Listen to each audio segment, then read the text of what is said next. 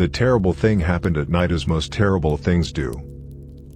While I clicked away at my home job as a transcriptionist, I'd often watch the boys playing in the backyard.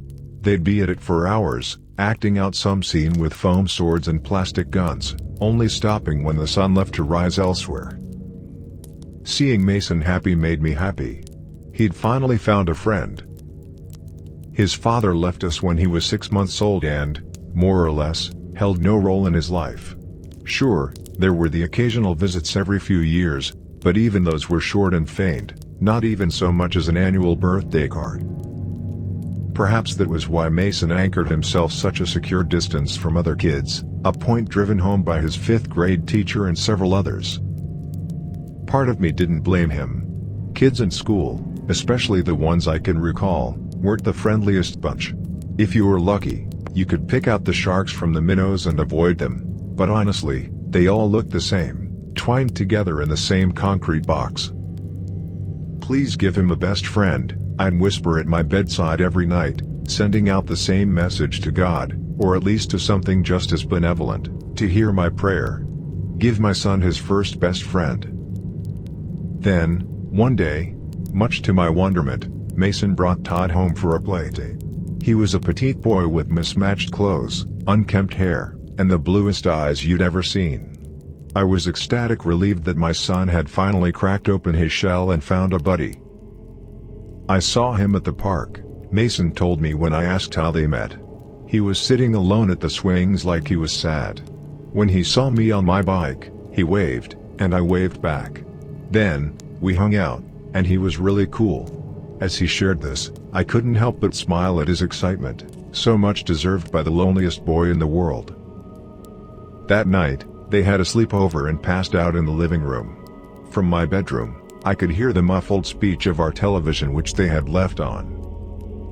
Sighing, I untucked myself out of bed and walked sluggishly down the stairs to them. Light from the screen pulsed and stretched over the sleeping boys. Mason was swaddled in his blanket on the floor, while Todd was curled up on the couch. I scanned for the remote, and after no luck, I moved to shut it off myself. Crick. A lone bag of chips crinkled under my foot. From the couch, Todd's shape twitched and then bolted upright. I meant to say, sorry, but I was stopped short.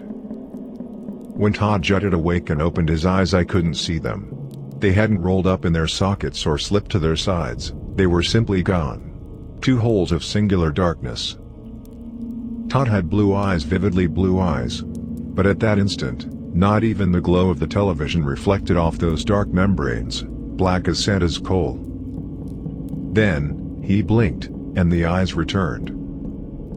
Before I could say anything, his mouth stretched into a yawn, and his body slumped back into the cushions. I was stiff as a board, somewhat relieved I hadn't shrieked and woken them both up. My thoughts told me it was a trick of the light, as did any speck of reason. Vision played games with you that way. I switched off the television and went back to bed. A few weeks later, on an especially windy evening, a knock came at the door. Todd was there, as usual, seesawing on his soles patiently. "Hi there," I smiled. "Hi." He smiled, his thin neck cocked. "Can Mason come out and play?" Before I even had to answer, Mason had already squeezed past me, still working one of his arms through his jacket sleeve. "Bye, Mom." I watched as they disappeared down the street.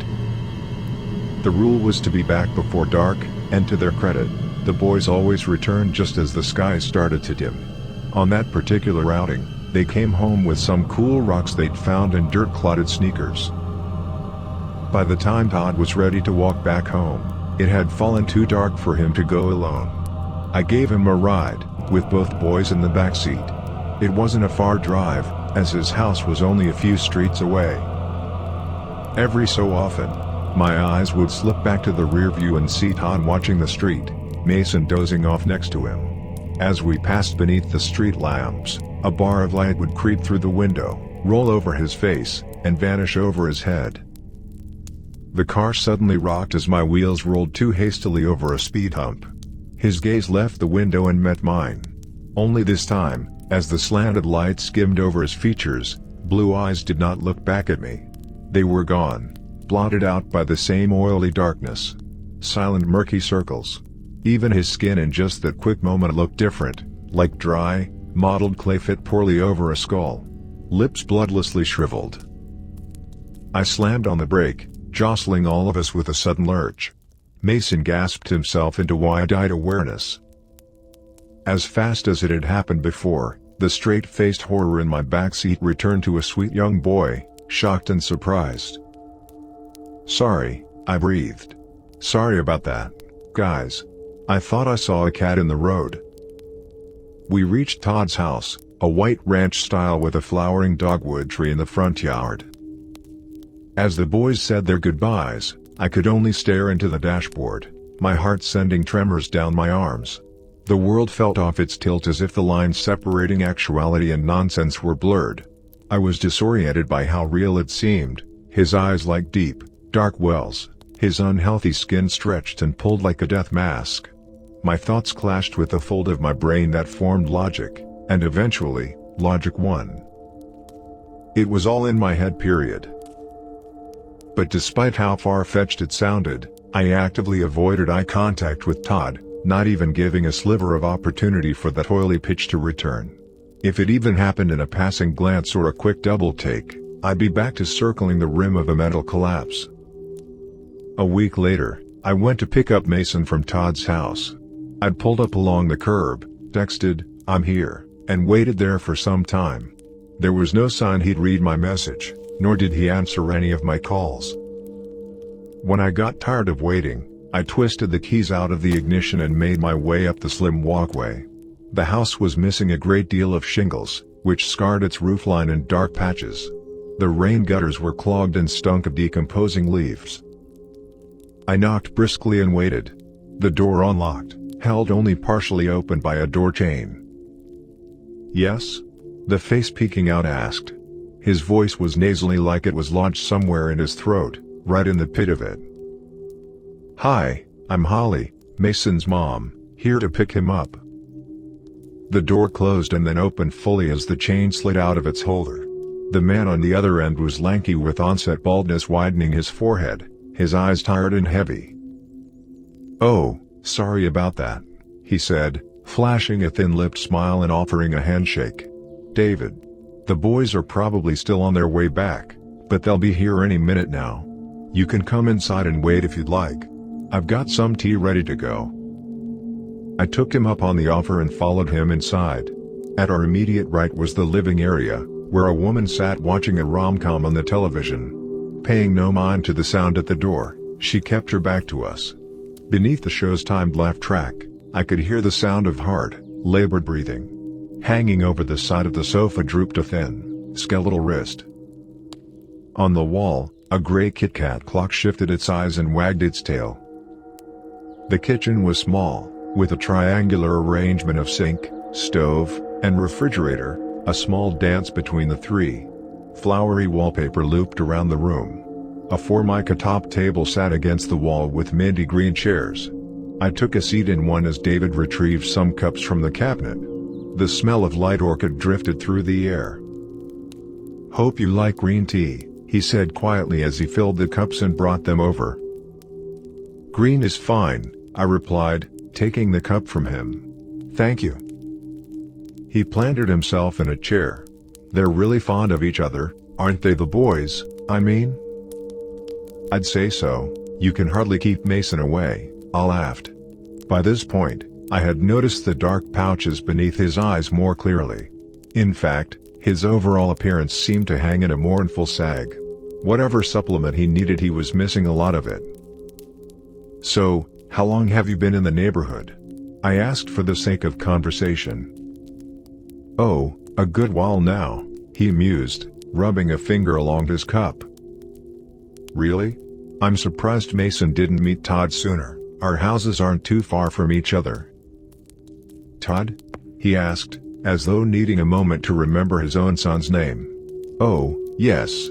That is pretty surprising. He, gets around. Mason never sees him at school. Does he go to a different district?" Lines creased his mouth. School, well, we... From the living room, harsh guttural coughing reached us. David's neck swiveled toward the sound. "Excuse me. My wife needs me." He left his chair and hastily went to her. Not too long after that, the front door opened as Todd and Mason arrived. As we said our goodbyes to David and his silent wife, he clasped my hand in a tight shake. "It was nice meeting you, Holly, really, it was." When he released his grip, I realized something was left in my palm. When we were back in the car, I folded it open. "What's that, Mom?" Mason asked. "Nothing, sweetie," I smiled back at him, placing the crumpled note in my lap, a phone number, a time to call, and the word "help" scribbled into its loose leaf. It was nightfall when I unfurled and read it again. I was in the backyard occupying a seat at our fire pit, my cell phone in one hand and a cigarette pinched in the other. The note said to call at 8, which was only 5 minutes away. As the time drew closer, my chest grew tighter with anxiousness. Moments ago, I'd snuck into my own room, pulled out the bottom shelf of my dresser, and unearthed the pack of Marlboros hidden there. 3 years I'd been without them, and 3 years I'd kept my promise to Mason to stop smelling like an ashtray. But tonight, shamefully, they were the only thing holding me together. When the clock on my phone pulsed 8, I took a long drag on the cigarette and dialed the number. The tone cheered in and out a few times and finally connected. "Hello?" David's voice chattered on the other end. "Who is this right now?" My heart rattled in my throat. "It's Holly, Mason's mom." The voice exhaled and then returned briskly. "I need you to listen to me, okay? Are you listening?" "Yes, I'm listening." "Keep it away from your boy." The fire pit popped and spat a few embers. "Keep what away? What are you talking about?" "Listen," he snapped, a manic way to his words, "don't let Mason come over here anymore. It isn't safe for him. Don't even let it go over there. You have to stop this now." I twisted my neck back toward the house and then leaned forward in my chair. "Are we talking about your son right now?" "Isn't my son," he scorned. "Not at all. Not in any way. You need to calm down. If you need help, I can call the police." "No. No police," he screamed, his voice so tight and stressed that it splintered on the other end. "It will take more from her if you do that. My wife, she can't handle much more. It's taking something from her, taking something from me. We can't get rid of it now. It's too late for us. But not for you. You can stop this." He started to weep and mutter to himself. It came to our door to use the phone. Why did we let it in? Why did we let it use the fucking phone? Something stirred in his background. He paused and then whispered, "Keep it away from him." And then he hung up. I'm not sure how long I sat out there, but it was long enough for the flames to shrink into powdery mounds. When I entered the house again, Mason was on the couch with his tablet. "You smell weird," he said, taking note of me. "The fire pit," I lied, my thoughts too heavy to muster anything else. He flashed me a big smile and tactfully asked, "Can I have a sleepover at Todd's this weekend?" "No," I answered stiffly. "That isn't going to work." "Why not?" he persisted. "Todd always sleeps over here. Why can't we do his?" "Because, Mason," I said. "No, end of story." He shot an icy look of defiance at me. "Fine, then he'll sleep over here then." "No, he won't. We are going to take a break from Todd for a while." His jaw opened, flabbergasted. "You can't do that." "I just did," I said, perhaps a little too matter-of-factly. As I walked back up the stairs, I could feel the burn of his eyes watching me on every step, both of our nights now ruined. David's deranged garble on the phone sat with me for the rest of the night. I had no idea what to do, what to fix, what to think. "Keep it away, it isn't safe for him," the message, so vague but also desperately clear. I had to keep Mason safe, that was all that mattered. The next day, After Mason was back from school, I sat him down on the couch. "I'm sorry for last night," I said. "I was very stressed, but that is not the way I want us to speak to each other again. Okay?" His eyes naturally scanned the floor. "Okay. I love you, Mason, and no matter what, I want you to be safe, so there are a few things I need to know about Todd. Will you do that for me?"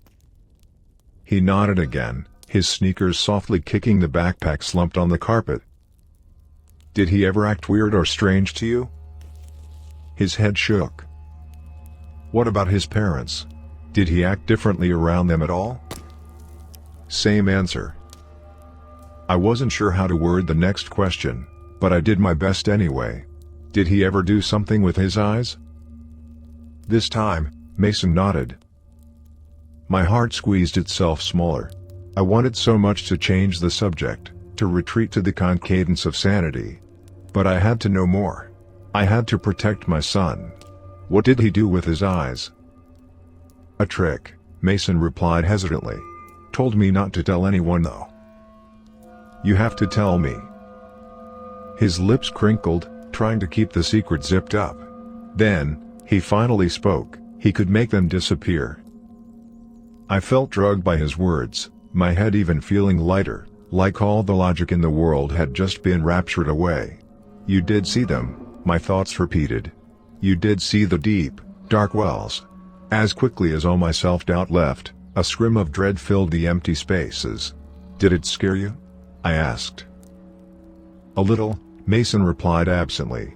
He said not to be though, that he'd show me how to do it too. I grabbed his shoulder, making him jump suddenly. "He didn't though, right? He didn't do anything to you?" He looked confused like I was the one talking crazy now. "No. I know that he is your friend, Mason, but I need you to promise that you won't see him anymore." Mason's gaze flicked back to mine, his eyes wide with betrayal. "What?" The tears began to come down.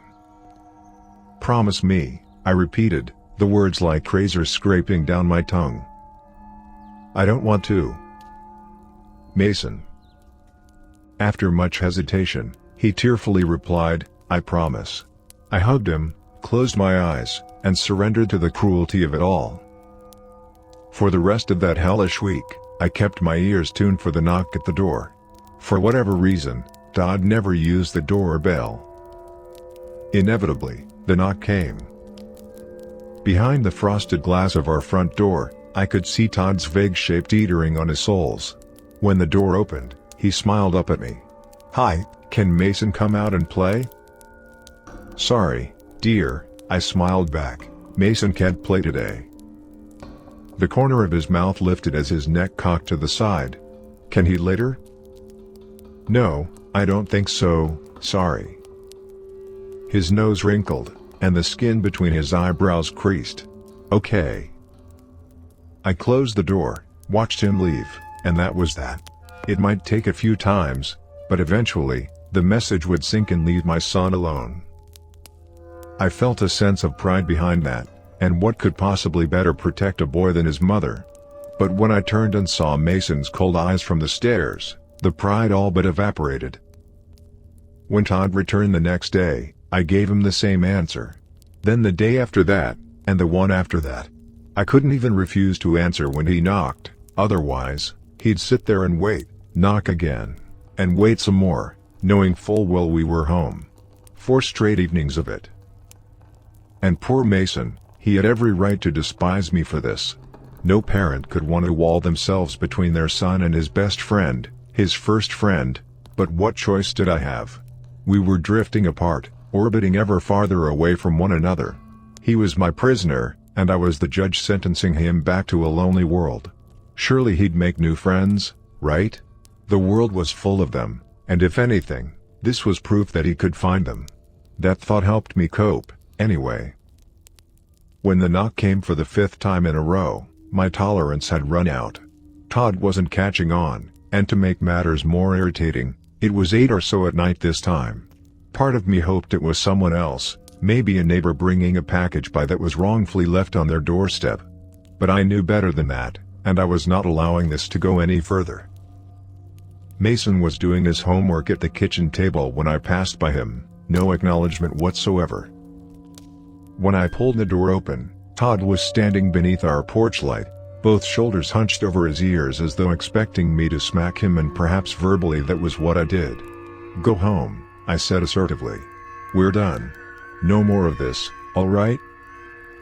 "Can Mason come out to play?" he asked sorrowfully, as though it weren't after dark. "No, Todd, he can't. And he won't the next day or the next. Now, go home and stay there." His small arm rubbed his sleeve nervously. "It's really dark. I don't want to walk home alone. Can I use your phone to call my parents?" I felt absolutely cruel, but I also knew the game he was trying to play. You walked here on your own, you can walk back on your own. Then, as I moved to close the door and end the conversation, Todd made his eyes disappear. The darkness washed over them quickly and seemed actually to curdle in his sockets. A thickening, horrible texture. His face became milk wax, the sad child disappearing behind it. Beads of perhaps sweat dripped from his temples. One ran into his eye and vanished into the void. "I want to come inside," he spoke, the sorrowful note in his voice also gone. My heart slackened to a deep, slow throb. I felt the need to pinch my side, to tweak it hard enough to draw blood and wake from this moment. Between the dead, shriveled lips, I could see the decayed tips of black teeth. "Can I please come inside?" he asked. "No," I said semi-reactively. His black, craving eyes narrowed at me. For a moment, I actually thought they started to cry, but it was the darkness dribbling down his cheeks, oozing like oil slicks. I just wanted to play with Mason. The sound of that horrible face saying my son's name snapped me out of the shock. I slammed the door closed and quickly locked it. Mason stood stiffly in the kitchen. His expression was only a shimmer of consciousness, vacant as a sleepwalker. "Mason, look at me, honey. It's all okay. Everything's going to be okay." But his unfocused eyes were not facing me. 3 firm knocks came from the door. When I turned to face it, a dark shape lingered behind the frosted glass. A tall figure, taller than any adult, was hunching to look inside, and from behind the single pane that separated us, its vague shape didn't move. From the other side, Todd's childish voice was still calling, "Can I please come inside? Don't you want her to play, Mason? Don't you want her to play?" I could feel it watching us, like static vibrating the air. When I tried to move Mason, he refused to budge, staring emptily toward the evil thing behind the glass. Heavy as he was, I scooped him up in my arms and bolted for the stairs. "It won't break in," my thoughts uttered. "It isn't allowed to. That much I was sure of. If it wanted to get in, it would have by now. It needed to be invited." I shut both of us away in the bathroom upstairs, and when the sounds of the front door finally ceased, Mason snapped out of it. He was confused, like he'd just missed everything that transpired. I wasn't sure whether to consider that a blessing or not. Perhaps it was, and perhaps also, it was not God that answered my prayer. It was impossible to digest what happened that night. Sometimes I'd linger on the stairs, right on the top step, and watch the doorway, wondering if the glass would suddenly darken, if Todd's voice would slip through and ask to come inside. One night, David had left a voicemail on my phone. "She's gone," his voice whimpered. It got what it wanted from her. Drained her dry. Now, my wife won't wake up, and it's left us. I don't know what it wants from your boy, but it wants something. No matter what, don't let it back inside. The message cut out after that, and he still won't answer my calls. Todd never did come back, and I wouldn't have it any other way. Strangely enough, the one least affected by all of this was Mason. I was worried to see him fall back into that distant bubble, but that isn't what happened. He'd started to make friends with other kids around the neighborhood. New friends. Normal friends. He'd become a real social butterfly, and despite my brain ripping itself apart to understand what I had seen, I at least had that comfort to cling to. Seeing Mason happy made me happy. Lately though, I've been feeling strange. It's been harder to feel motivated about things, let alone get out of bed in the morning. Even my appetite has started to dwindle. Day by day, I've been growing increasingly sapped and lethargic. I don't know what's wrong, but it's getting worse. Mason's been helping me get around the house, even going out of his way to play chef and make me things to eat. He's a good boy. But sometimes, dear Lord, I catch something in his eyes, something that shouldn't be there.